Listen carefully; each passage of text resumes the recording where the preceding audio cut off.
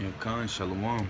I want to start off by giving all praises to yahawah, sham, shai, brakate yahawah, brakate shai, brakate yahawah, brakate shai, brakate yahawah, brakate shai. Give double honors to the elders, GMS, and salutation to the ahchyam pushing forth the word.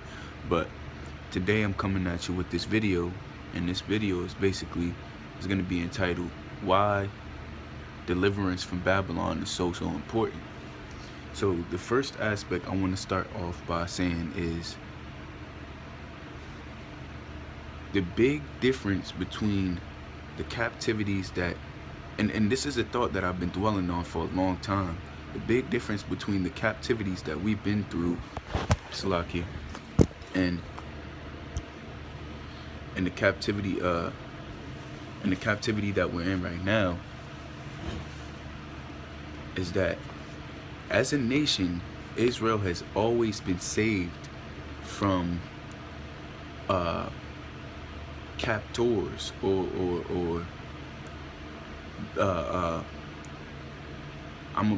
for lack of a better term, slave masters. But when the Most High delivers us from this captivity that we're in right now, it's more of a deliverance from ourselves, because before we went off, let's say from the very first captivity, which was when the nation of Israel went into captivity under the Egyptians. Yeah, we marked our skins, we got lineups, we did things of heathenistic, heathenistic characteristics, or of heathenistic culture. But in this captivity, it's all the iniquity has been conversed or compacted into one. That's why America is known as the melting pot, But I wanted to give this quick scripture. I just wanted to give this quick scripture because this is very important. This is Jeremiah 23 verse 7. It says, "Therefore, behold, the days cometh, saith the Lord, that they shall no more say, the Lord liveth, which brought up the children of Israel out of the land of Egypt." Because the thing is, this captivity is just like no other before. Because yeah, Israel went off, as a nation, the Most High put us in captivity to the other nations. But this time, when the Most High, and that gets the aspect of the second covenant, which is Jeremiah, I believe 31:31, and Hebrews 8:8. But I'm gonna read that. But when we're delivered out of this captivity, it's not more so a captivity of us being under subjection, because yeah, we are under subjection, but more so the Most High is gonna deliver us as a nation from ourselves. And I'm saying that because Esau has diverted, has played with our mentality, has played with our sanity, has played with our food, the way we think, everything, to the strand of where it is we have no morals as a nation. The whole nation of Israel, because the script, basically the analogy, one bad apple spoils the bunch, is true. As the nation of Israel, morality is out the window, man. And other captivities, we didn't have the technology to basically change your sex, man. You didn't have transgenderism and things of that, movements of where people on wide aspects are accepting homosexuality. You didn't have that, man. So this, let me get this quick preset. Yeah, let me get this quick preset. Yeah, there's Revelations 11 verse 8. It says, "In their bodies shall lie in the street the great city, which is spiritually called Sodom and Egypt, where also the Lord was crucified." So, hey man, that's another aspect too. it says Sodom and Egypt, because that tells you that, one, this place is we're in bondage here, and two, this place is Sodom, and we know Sodom is the symbol for homosexuality, and this our nation, our what's it called, Israel as a nation, is just, homosexuality has overtaken almost the whole nation. We're in 2017 right now, the year of death, diligence, and destruction, and honestly, most niggas, if they're not gay, they're doing something of homosexual reference, man. If they're not gay, then they accept it. And if you accept it, you are a homosexual, and the Most High is going to destroy you. But it says also Sodom and Egypt, where also the Lord was crucified, man. Yo, our people have no reverence to them. Our people have lost so much morals, and they're, as almost if, you know, they are heathens now, man, because only Esau doesn't reverence God. And now our people, you got our people who are atheists, you know, not believing in the scriptures at all, and all other type of nonsense. But every captivity, we were brought from our enemies, or we're delivered from our enemies. But now this captivity, we're going to be saved from ourselves, because it is so far down the line that our biggest enemy is ourselves.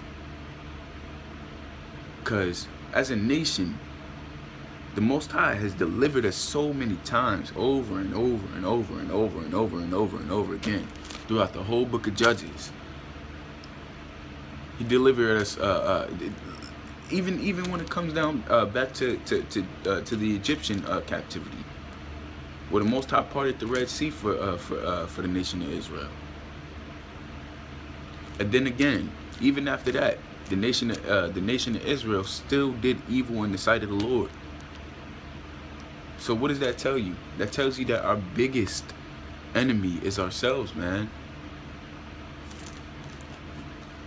But let me finish reading this. This is Jeremiah 23, verse 7. It says, "Therefore, behold, the days come, saith the Lord, that they shall no more say, the Lord liveth, which brought up the children of Israel out of the land of Egypt. But the Lord liveth, which brought up and led the seed of the house of Israel, or Yasharallah, out of the north country, and from all the countries whither I had driven them, and they shall dwell in their own land." Yeah, man.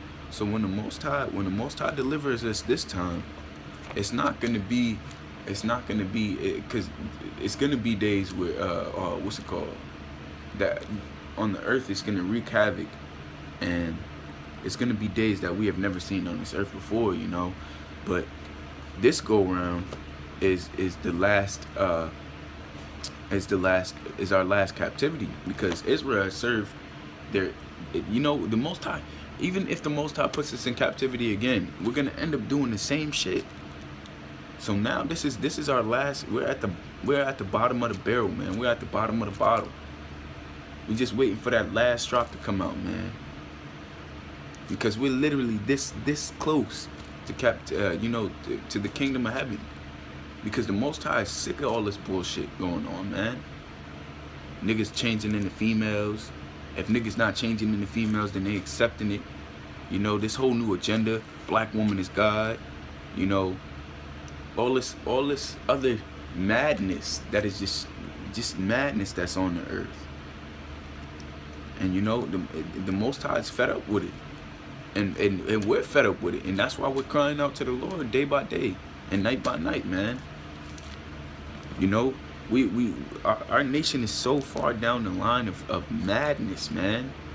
Even when it comes down to so-called Israelites too, man. You got niggas making music videos, you know, saying that the Most High's name doesn't matter, or it doesn't matter what you call him. You got niggas who don't believe in yahawashi. You know, it's just madness on this earth, man. and the Most High is going to bring it to an end. And this time, when He brings it to an end, it's not going to be, oh, we out of this captivity, we go into another captivity, and then we learn our lesson. No, it's going to be the Most High destroys this place by fire. The Most High is going to destroy this place by fire, and destroy the 2/3 by fire. And then when and then be risen back up in the kingdom of heaven, you know. And then finally, I'm gonna read this, because this is so beautiful, man. This is so beautiful, because now finally, after this captivity, it's gonna be no more of the nation of Israel going off. No more of that shit. No more adultery. No more homosexuals. No more idolaters. You know. No more people who basically say that the name yahawashi doesn't matter. You know what I'm saying? Nobody justifying any form of wickedness, man. No more effeminate, you know, none of that shit. But there's Hebrews 8:8. It says, "For finding fault with them, He saith, Behold, the days cometh, saith the Lord, when I will make a new covenant with the house of Israel," which is the northern tribe, and the house of Judah, which is the southern tribe. It says, "Not according to the covenant that I have made with their fathers in the day that I have took them by the hand and led them out of the land of Egypt, because they continue not in my covenant, and I regarded them not." Because the Most High did. That's why He sent yahawashi. Because if you read Hosea 1:9, He says that we're not His people, because we, as a nation, man. How can you blame the Most High, man? The Most High loves us so much. He loves us so much. He sent His only begotten Son, man. For all the iniquity that we did upon, to the Lord, even after He's taken us out of captivity after captivity after captivity, man. But man, the Lord is just even in that aspect alone, man. The Lord is just so graceful, man. And that's why He's so worthy to be praised.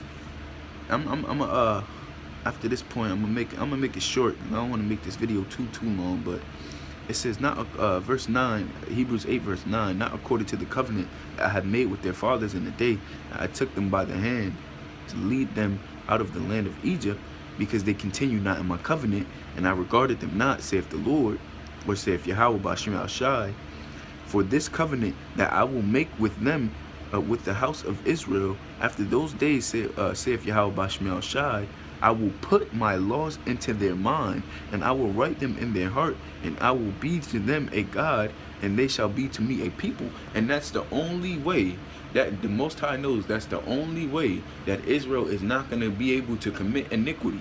Because if He doesn't do that, they're going to end up being niggas again, smoking weed, doing all this other bullshit. The nation, oh man, don't even get me started on the black women, man. They're going to end up, perverting the nation again, man.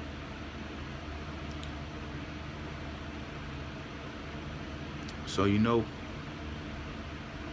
it says, verse 10, "For this covenant that I will make with the house of Israel after those days, saith the Lord, I will put my laws in their mind, and I will write them in their hearts, which is their love, and I will be to them a God, and they shall be to me a people.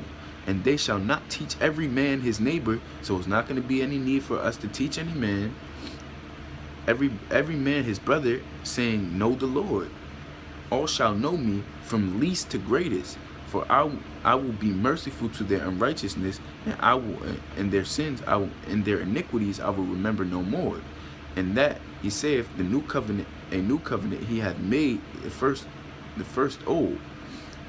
Now that which decayeth and waxeth old is ready to vanish away."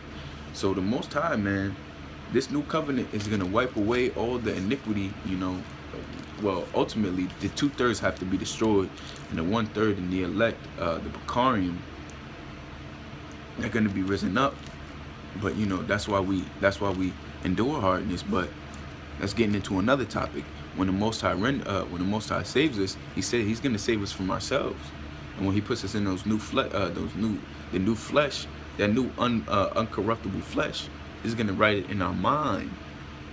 He's going to put the law, statutes, and commandments in our mind.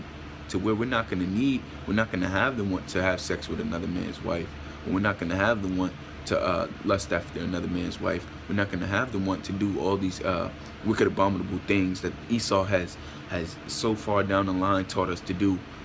You know, the Most High is gonna save us from ourselves. That's why this captivity is so important, and this form of salvation is so important, because it's so different from every other one, because the Most High is saving us from ourselves and not our enemies, man.